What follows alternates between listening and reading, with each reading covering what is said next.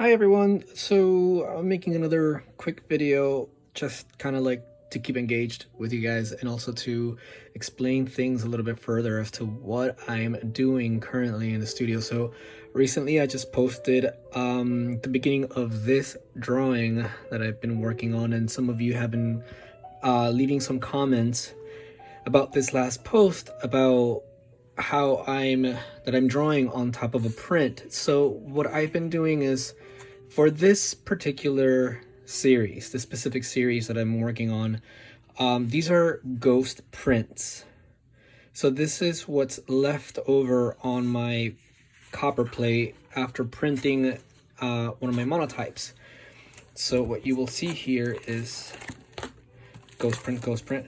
So this is one of the monotypes, one of the prints. And sometimes when you have enough ink left over, you can print a second image, but because most of the ink has already been transferred to this first original monotype, what's left for the second image is a very, very faint ghostly image, hence why it's called a ghost print. Now, you really can't show this as a final piece. You can't really do much with it. I've been collecting them for a while, and I like how some of them look as a ghost print, but sometimes they're just a little too ghostly. So what can you do with these? I've been trying to figure out a way of making paintings out of them, and it hasn't been successful yet. But some of these I've been printing, these ghost prints have been printed on really nice paper, and I don't want this to go to waste. So I thought, why not bring these ghost prints back to life by drawing on top of them? A lot of these start as drawings to begin with in my sketchbooks. They're little thumbnail sketches or full-blown drawings in the sketchbook, and then they get made into these prints. So why not come back full circle and make drawings out of them? Now for this specific one, I've been working with this ink, which I just been introduced to it thanks to my friend Adam. And then this is a very dark blue ink. It doesn't seem like it at first, but as you start to layer, especially on the dark etching ink, it starts to get a little bit deeper. I kind of like it. I'm still trying to get used to it. This is new for me. And then I use the ghost print as the base of the drawing, but as I go along, I mean, you really can't see that much detail in the ghost print, but as I go along, I kind of start to make up things as I go along, and also try to keep some of these lighter and darker areas that are original to the print. So yeah, I hope this answers some of your questions.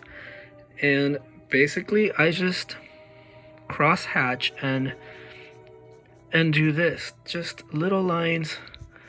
And also, the ink at first looks very, very deep when you lay it down, but as it dries, it becomes a little bit lighter, and also it changes in color from a very bright blue to this darker blue. And I just lay down very even tones by just hatching in one direction. Recently, this is the way that I've been drawing, just doing very light hatching in one direction, not so much cross hatching, but just one direction hatching. It's been working for me for fountain pens, and also for felt tip pens like fine liners, like the Faber-Castell fine liner. Sometimes these pens kind of get caught in the fibers of the paper, so it's easy to just keep it in one direction as opposed to moving it around like I can with a roller ball or ballpoint pen. So I just add a little bit of tone, light enough, and I'm barely scratching the surface. Let's see if I can get a little bit closer. I'm barely scratching the surface. And as you can probably see in this video here, you can see some of those lines there And then I start adding little elements, little, I guess you can call it squiggly lines, which are a little more organic, like the leaves of a tree. It's funny, some people say in the comments, oh my god, so much detail, it's very detailed, but there's really not that much detail.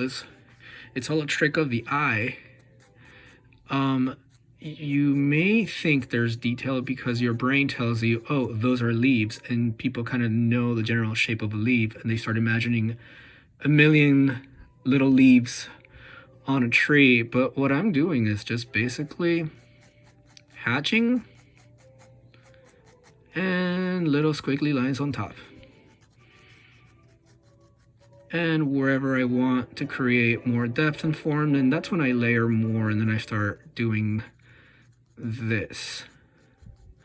Now that kind of looks a little bit scary and very blue, very bright, but like I said, this will darken, and it's already starting to darken a little bit there.